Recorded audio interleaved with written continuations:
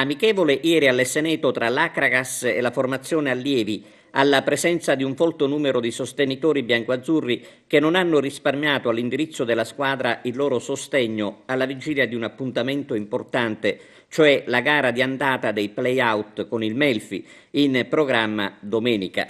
Del calore dei tifosi presenti in tribuna si sono detti emozionati sia l'allenatore che singolarmente i giocatori. Ringrazio i tifosi che sono venuti allo stadio a sostenerci con affetto e passione, ha detto Raffaele Di Napoli. La squadra ha adesso più che mai bisogno del loro sostegno. L'Acragas partirà mercoledì pomeriggio alla volta di Cosenza per poi trasferirsi a Melfi.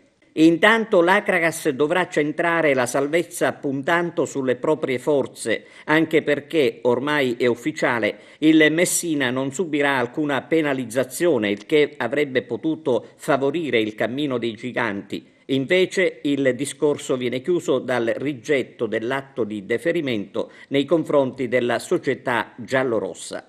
Finisce intanto il sogno delle due siciliane impegnate nei play-off Catania e Siracusa. La partita del Catania sarebbe stata condizionata dall'arbitro Piscopo di Imperia, questo il commento dell'allenatore catanese Pulvirenti.